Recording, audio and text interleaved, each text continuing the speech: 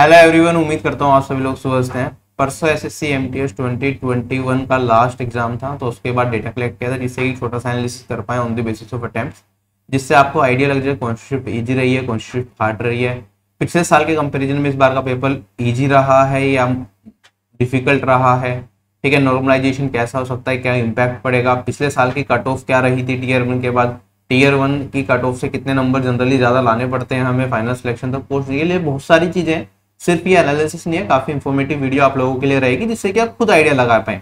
MTS की cut off predict करना is next to impossible, but यहाँ पे कट ऑफ में प्रिडिक्ट नहीं कर रहा, मैं आपको चीजें समझाऊंगा कि कट ऑफ बनती कैसे है, कैसे ट्रेंड चेंज हो रहा है, या फिर मार्क्स में क्या फर्क है, वैकेंसीज में क्या फर्क है पिछले साल के कंपेरिजन में, जिससे कि आपको मोटा मोटा आइडिया लग जाए। बाकी आंसर के आने के बाद एक बार और डिटेल एनालिसिस कर लेंगे जिसमें थोड़ा और डीप में हम जाएंगे, ठीक है। तो पूरी वीडियो देख लेना, सारी चीजें क्लियर हो जाएंगी। जो भी आपके मन में अनसर्टेनिटी होगी इस चीज को लेके, कंफ्यूजन होंगी, वो थोड़ी क्लियर होंगी, ठीक है। कल मैंने जो वीडियो डाली थी जिसमें मैंने सर्वे के लिए डेटा कलेक्ट किया था, उसी में मैंने एमटीएस टीयर 2 एग्जाम का पैटर्न अच्छे से एक्सप्लेन कर दिया था, प्रीवियस ईयर कैसे क्वेश्चंस आए थे वो एक्सप्लेन कर दिया था। तो वो वीडियो देख लेना, लिंक आपको डिस्क्रिप्शन बॉक्स में और आई बटन पे मिल जाएगा। अगर टेलीग्राम चैनल से नहीं जुड़े हो तो जुड़ जाना, सारी प्रीवियस ईयर की पीडीएफ एसएससी एग्जाम्स की आपको वहां पे मिल जाएगी, प्रिंटेबल फॉर्मेट में भी मिल जाएंगी, मॉक टेस्ट फॉर्मेट में भी मिल जाएंगी, ठीक है। तो काफी बेनिफिशियल रहेगा, आप अच्छे से अपनी तैयारी कर पाओगे अपकमिंग एग्जामिनेशंस की, क्योंकि एमटीएस टीयर 1 ही ऐसा एग्जामिनेशन है जिसके अब मार्क्स जुड़ने हैं। आपका एग्जाम हो गया, अब इसे भूल जाओ, आपको क्या करना है, अब आगे बढ़ना है। और एग्जाम अगर सीएचएसएल के लिए एलिजिबल हो, सीजीएल के लिए एलिजिबल हो, उसकी तैयारी में लग जाओ। तो don't wait for its result at least, ठीक है। अब मैं आगे बढ़ता हूँ। मैथ्स कोर्स अगर आपको चाहिए, आपको लगता है नीड है मैथ्स में अच्छा करने के लिए, सीजीएल एग्जामिनेशन के लिए, सीएचएसएल एग्जामिनेशन के लिए, तो आरबी एप्लीकेशन का लिंक डिस्क्रिप्शन बॉक्स में, वहां से ज्वाइन कर सकते हो। आरबी 10 कोड यूज करोगे तो भी 10% ऑफ मिल जाएगा। ये वैलिड है सिर्फ 31 अगस्त तक। डेडिकेटेड डाउट ग्रुप्स होंगे, पीडीएफ मिलेगी हर एक क्लास की, ठीक है। ओनली रेलिवेंट चीजों पे हमने फोकस किया है जिससे कि आप सिलेक्शन तक पहुंचे एक बार की में, राइट। और चैप्टर वाइज लेटेस्ट एग्जाम्स की पीडीएफ का कोर्स जो होता है वो फ्री रहता है मैथ्स कोर्स के साथ। अब स्टार्ट करते हैं अपने डेटा के साथ, ठीक है। लगभग 10,000 लोगों ने सर्वे में पार्टिसिपेट किया, it's a very good number, ठीक है। उसमें से कुछ एंट्रीज मैंने हटाई जो रिपीटेटिव एंट्रीज थी, या जो मुझे लग रहा था सही एंट्रीज नहीं डली, डालने में कोई एरर कर दिया, तो उसके बाद फाइनल एंट्रीज भी दिखाऊंगा मैं आपको, ठीक है। आप देखेंगे डिस्ट्रीब्यूशन मोर और लेस इक्वल है, हर शिफ्ट में लगभग मोर और लेस इक्वल लोगों ने पार्टिसिपेट किया है, ठीक है। ये डे वाइज डिस्ट्रीब्यूशन था, ये शिफ्ट वाइज डिस्ट्रीब्यूशन है। आगे बात करते हैं एग्जामिनेशन लेवल की। मैंने पूछा था एग्जाम आपके हिसाब से इजी है, हार्ड है, मॉडरेट है, तो 49.9% लोगों ने कहा एग्जाम इजी रहा है, 48.9% लोगों ने कहा मॉडरेट है। टफ कहने वाले बहुत ही कम लोग हैं, ठीक है। ऑल्दो हमारे चैनल से जो लोग जुड़े हुए हैं वो जनरली काफी ज्यादा सीरियस रहते हैं एस्पिरेंट्स, ठीक है। वो एक डेडिकेटेड तरीके से तैयारी कर रहे होते हैं और कहीं ना कहीं वो सिलेक्शन तक पहुंच ही जाते हैं, ठीक है। तो इसलिए उनका कहना यह है, अगर आप नए हो एसएससी की फील्ड में और आपको पेपर डिफिकल्ट लगा हो तो डोंट गेट डिमोरलाइज्ड फ्रॉम दिस। आगे मैं बढ़ता हूँ, ठीक। अगर मैं थोड़ा सा ट्रेंड दिखाऊं 2019-2020 का, तो 2019 के अंदर 38 लाख लोगों ने फॉर्म भरा था, 19 लाख अपीयर हुए थे। तो हमारे पास जो परसेंटेज अटेंडेंस थी वो 49.74% थी, 9069 वैकेंसीज थी। तो सिलेक्शन रेट हमारे pass on the basis of attendance 0.47 था।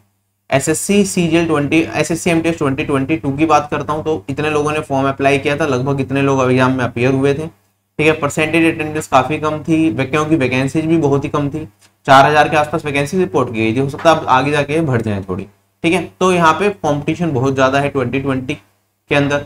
2021 में एक अच्छी चीज है कि वैकेंसी 2020 के कंपेरिजन में अच्छी है, ठीक है। तो इसका कट ऑफ पे भी फर्क पड़ेगा, और नंबर ऑफ कितने लोगों ने फॉर्म भरा, कितने लोग एग्जाम में अपीयर हुए, इसके लिए आरटीए लगा दी गई है। जैसे रिप्लाई आएगा तो मैं आपको बता दूंगा, ठीक है। अब मैं आगे बढ़ता हूँ, ठीक है। एसएससी एमटीएस 2019 की जो फाइनल कट ऑफ गई थी अनरिजर्व कैटेगरी से, वो 85 मार्क्स गई थी मिनिमम, और मैक्सिमम गई थी हमारी 100.72 मार्क्स।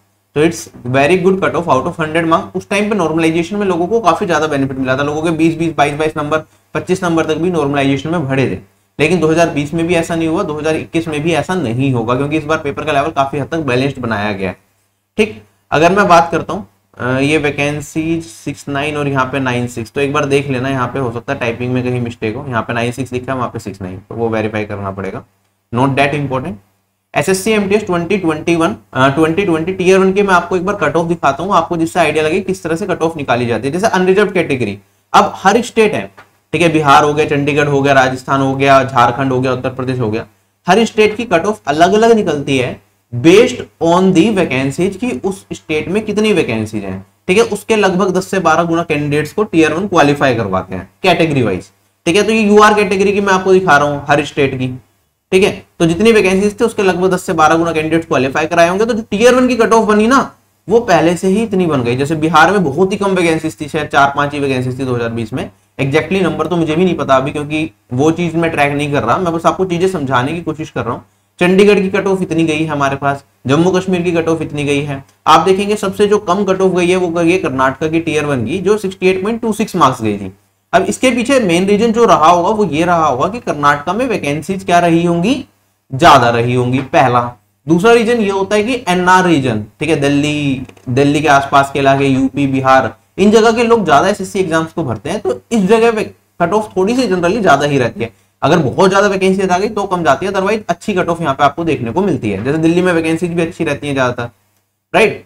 तो ये वैकेंसीज के ऊपर डिपेंड करती है। और ये टीयर 1 की कट ऑफ है, जो फाइनल कट ऑफ आती है वो टीयर 1 की कट ऑफ से काफी ज्यादा होती है। ठीक है, जनरली अगर मैं लोअर स्टैंडर्ड को देखूं, जैसे कर्नाटक की यहाँ पे 68.26 दिख रहा है, तो हो सकता है जब फाइनल रिजल्ट आया, अभी एसएससी एमटीएस 2020 का फाइनल रिजल्ट नहीं आया, अभी टीयर 2 ही हुआ था उसका, तो इसका जो फाइनल कट ऑफ आपको देखने की मिलेगी, हो सकता है रिजर्व कैटेगरी की वो 82-83 मार्क्स तक चली जाए, या उससे थोड़ा सा कम 80 से 85 के बीच में कहीं भी जा सकती है, राइट। तो ये मैं आपको समझा रहा हूँ कि कट ऑफ बढ़ेगी। टीयर 1 में पहले ही बहुत ज्यादा कैंडिडेट्स बुलाते हैं, कोई मार्क्स नहीं जुड़ने वाले, बाद में कोई एग्जाम नहीं होने वाला। तो टीयर 1 की कट ऑफ सिर्फ क्लियर करना आपको सिलेक्शन की गारंटी नहीं देता। अब जैसे बिहार है, बिहार में 93.06 गई है, इसमें 4-5 वैकेंसी तो हो सकता है 98 तक भी कट ऑफ चली जाए, 96-7 तक जा सकती है। सर्वे में कुछ लोगों को 98 स्कोर भी था, जब पिछली बार मैंने आंसर के आने के बाद, नॉर्मलाइजेशन मार्क्स आने के बाद सर्वे किया था उसमें, राइट। तो वो थोड़ा बहुत बढ़ जाता है, लेकिन जो लोअर लिमिट है उसमें थोड़ा ज्यादा देखने को मिलेगा। तो जो मिनिमम कट ऑफ है वो 80 के आसपास तक चली जाती है आराम से। ठीक, अगर मैं देखता हूं यहाँ पे ऐसे ही आप ओबीसी कैटेगरी का देख सकते हैं कि 18 से 25 एज लिमिट का मैंने दिखाया है। एक एज ग्रुप होता है 18 से 27 वाला, ठीक है। तो 18 से 25 में ओबीसी का इतना, ईडब्ल्यूएस की मिनिमम कट ऑफ पिछली बार 67 मार्क्स गई थी। एससी कैटेगरी की मिनिमम कट ऑफ पिछली बार 65 मार्क्स गई थी out of 100 in tier 1 examination, ठीक है। और एसटी कैटेगरी की मिनिमम कट ऑफ 56 मार्क्स गई थी। क्या ये सारी की सारी चीजें आपको समझ आ रही हैं? एक्स सर्विसमैन कितनी गई थी? ऐसे ही मैंने एक वीडियो बनाई थी टीयर 1 का रिजल्ट आने के बाद, ये वीडियो का लिंक भी मैं आपको डिस्क्रिप्शन बॉक्स में और आई बटन पे दे दूंगा, आप देख लेना, ठीक है। 18 से 27 एज ग्रुप में कितना है, तो अगर मैं अभी सारा एक एक बताऊंगा तो बहुत डिटेल में चली जाएगी वीडियो, ठीक है, वो देख लेना। अब मैं आपको 2020 का टीयर 1 का एक बार रिजल्ट दिखा देता हूँ। आप देखेंगे टोटल वैकेंसी जब रिजल्ट आया टीयर 1 का, उस टाइम पे 3972 थी, तो इसके हिसाब से रिजल्ट बनाया गया था। तो लगभग यहां से आप देखेंगे 11 गुना कैंडिडेट्स टीयर 1 को क्वालिफाई कर पाए थे। अगर मैं सारी कैटेगरी का देखूं कितने कितने कैंडिडेट्स ने कैटेगरी वाइज क्लियर करा, ठीक। तो अगर एसएससी एमटीएस 2021 की मैं बात करता हूं तो 7301 वैकेंसी है, तो टीयर 1 को क्वालिफाई करने वाले लगभग 80,000 कैंडिडेट्स होने चाहिए, ठीक है। पिछले साल से लगभग डबल के आसपास हो सकता है, क्योंकि एसएससी अब मिशन मोड में रिक्रूटमेंट कराना है तो थोड़ा फास्ट कर रहे हैं चीजों को, और डीवी के मतलब आगे के प्रोसेस में कम लोगों को भी सिलेक्ट कर ररे हैं पिछले साल के कंपैरिजन में, no matter what the vacancies are. तो हो सकता है कि ये 80,000 पिछले साल के हिसाब से होना चाहिए, हो सकता है 70,000 या 65,000 के आसपास कैंडिडेट्स को ही टीयर 2 के लिए एलिजिबल करें, ठीक है। क्योंकि जितने कम एस्पिरेंट्स टीयर 2 का पेपर देंगे उतनी कम इन्हें कॉपी चेक करनी पड़ेगी, और उन्हें भी पता है जिस कैंडिडेट की 80 जो लास्ट कैंडिडेट होगा, ठीक है, वैसे भी वो फाइनल सिलेक्शन तक नहीं पहुंच पाएगा, क्योंकि सिलेक्शन तो 7,000 लोगों को होना इनमें से, और मार्क्स आ चुके होंगे, ठीक है। मार्क्स के बेसिस पे ही तुम्हारी 80,000 रैंक बन रही है, जो भी बन रहा है, क्लियर है ये चीज। तो यहाँ पे आप वैकेंसीज देख लो, वैकेंसीज कितनी है, 18 से 25 एज ग्रुप की एसएससी एमटीएस 2021 एग्जामिनेशन में, रीजन वाइज और कैटेगरी वाइज, ठीक है। उसके बाद यहाँ पे 18 से 27 एज ग्रुप की आपको दिख जाएंगी। ये वैकेंसी पीडीएफ एसएससी की ऑफिशियल वेबसाइट और टेलीग्राम चैनल पे मिल जाएगा। अब एनालिसिस वाले पार्ट पे आते हैं। आप देखेंगे यहाँ पे सारे शिफ्ट्स का डेटा मिल जाएगा। 5 जुलाई से आपके एग्जाम स्टार्ट हुए थे, और जहां तक है आपका जो एग्जामिनेशन चला है वो 26 जुलाई तक चला है। तो सारा डेटा हम एक एक करके देखेंगे, ठीक। आप देखेंगे यहाँ पे 5 जुलाई को एक जो हमारे सर्वे में पार्टिसिपेट करा वो 172 लोगों ने करा शिफ्ट 1 में, जिसमें मैथ्स में उनका एवरेज स्कोर जो बन रहा था, मैंने नंबर ऑफ अटेम्प्ट्स पूछे थे, अप्रोक्सीमेट करेक्ट अटेम्प्ट्स पूछे थे, तो उससे मार्क्स निकाले, ठीक है। तो एवरेज में लोग कह रहे हैं मैथ्स में इतना स्कोर कर रहा है, रीजनिंग में इतना, जीके में इतना और इंग्लिश में इतना। तो आप ओवरऑल देख सकते हैं यहाँ पे एवरेज स्कोर लोगों का बन रहा है 77.25 हमारे सर्वे के अंदर, ठीक। ऐसे 5 जुलाई का शिफ्ट 2, 5 जुलाई का शिफ्ट 3, आप सारा का सारा डेटा देख सकते हैं। 13 जुलाई शिफ्ट 2 तक का, इस शिफ्ट 3 तक का इस में है, स्क्रीनशॉट लेना चाहो आप ले सकते हैं। उसके बाद आगे का डेटा 14 जुलाई से लेके 26 जुलाई तक का यहाँ पे दिख रहा है लोगों का एवरेज स्कोर कितना है। अगर ओवरऑल देखूं मैं सारी शिफ्ट्स का मिला के, तो वैसे तो फॉर्म में 10,000 लोगों ने एंट्री की थी, लेकिन जो करेक्ट डेटा है, कुछ डुप्लीकेट एंट्रीज थी, कुछ का डेटा गलत लग रहा था, तो 8154 कैंडिडेट्स के डेटा पे काम करा हमने। और मैथ्स में एवरेज स्कोर लोगों का 22.67 रहा 25 में से, रीजनिंग में एवरेज स्कोर रहा 23.32, जीके में 13.18, इंग्लिश में इतना, और टोटल 78.45। अब देखो यहाँ पे डेटा हमारे पास 10,000 लोगों का है, एग्जाम कितने लोगों ने दिया होगा, लगभग 15 से 20 लाख लोगों ने एग्जाम दिया होगा, ठीक है। तो इसे देख के ये मत समझे कि एक्चुअल एवरेज तो बहुत ही कम जाएगा, ये तो आप बहुत बड़ा बड़ा दिखा रहे हो। चैनल से वो लोग जुड़े हैं जो बहुत ज्यादा सीरियस हैं तैयारी को लेकर, वो डेडिकेटेडली पढ़ रहे हैं, ठीक है। तो सर्वे में जो लोग पार्टिसिपेट करते हैं उनमें से काफी ज्यादा लोगों का सिलेक्शन भी होता है, ठीक है। तो ये आपको विद टाइम पता चल जाएगा अगर आप चैनल पे नए हैं तो। अगर मैं बात करता हूँ यहाँ पे, तो शिफ्ट वाइज आप एवरेज स्कोर्स यहाँ पे देख सकते हैं। जैसे यहाँ पे मैथ्स की बात चल रही है, मैथ्स में किस शिफ्ट में लोग कितना कितना एवरेज में स्कोर कर रहे हैं, ऐसे रीजनिंग का अलग कर दिया मैंने यहाँ पे, जीके का अलग कर दिया जिससे कि आइडेंटिफाई करना आपके लिए आसान हो जाए, और इंग्लिश का अलग हो गया यहाँ पे, ठीक।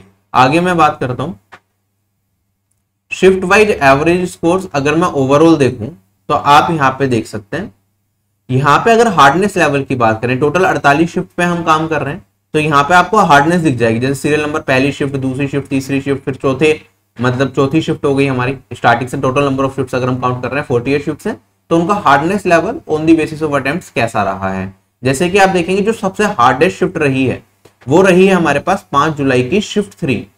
और अगर मैं बात करता हूं सबसे इजीएस्ट साइड शिफ्ट जो रही है हमारे पास, वो रही है यहाँ पे, नेक्स्ट स्लाइड पे लेके चलता हूँ, हार्डेस्ट टू इजीएस्ट में। तो हार्डेस्ट हो गई 5 जुलाई की शिफ्ट 3, और जो इजीएस्ट जा रही है सर्वे में वो 5 जुलाई की हमारे पास शिफ्ट 2 ही जा रही है, ठीक है। तो इजीएस्ट और हार्डेस्ट 5 जुलाई पहले दिन ही पड़ गई। बाकी आप देख सकते हैं यहाँ पे डेटा कौन सी कितना पड़ रहा है, बाकी ये फिक्स नहीं है। देखो जैसे यहाँ पे 81 जा रहा है, यहाँ पे 80.75 हो सकता है। जब analysis on the basis of marks में करूंगा तो इसमें बदलाव आ जाए, जो थर्ड लास्ट नंबर पे हो सकता है वो लास्ट बन जाए, जो टॉप पे अभी सबसे हार्ड दिख रही है वो थर्ड हार्ड या सेकंड हार्ड बन जाए। तो चीजें थोड़ी बहुत बदलती रहेंगी, बट एक मोटा मोटा रफ आइडिया आपको लग गया।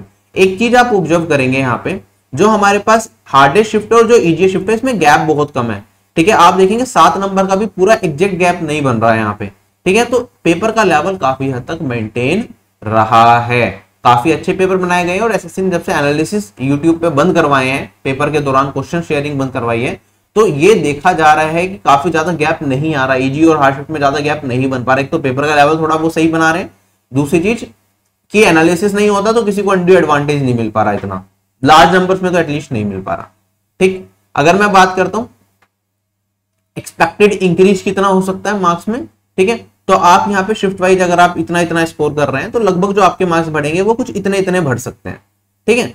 तो ये एक रफ आइडिया है, एक्चुअली में बहुत ही कम इस बार मार्क्स बढ़ेंगे। ओवरऑल शायद ही कोई शिफ्ट होगी जिसमें किसी के 10 नंबर या 12 नंबर बढ़े। यहाँ पे तो मैंने अभी मैक्सिमम आपको 6 पॉइंट समथिंग ही कुछ दिखा रखा है, जो मैक्सिमम इंक्रीज होगा हमारे पास 6.86 का, ठीक है, वो गैप के हिसाब से बता रखा है। एक्चुअल इंक्रीज हो सकता है ऐसा सही कुछ देखने को मिले आपको, +-3 का लिखा है।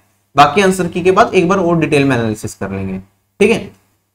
अगर मैं पिछले साल का डेटा दिखाऊं आपको on the basis of attempts जो एनालिसिस किया था हमने, तो यहाँ पे जो मिनिमम और मैक्सिमम का गैप था, ठीक है, आप सभी शिफ्ट्स का देख सकते हैं, वो हमारे पास काफी ज्यादा था। पिछली बार अटेम्प्ट्स के बेसिस पे वो 11.57 का था, इस बार सिर्फ 6.86 का है। तो जितना इंक्रीज पिछली बार हो रहा था नॉर्मली हर एक शिफ्ट में या हार्डेस्ट शिफ्ट में जितना इंक्रीज हुआ था, इस बार हार्डेस्ट शिफ्ट में उससे कम इंक्रीज होगा एज पर दी डेटा।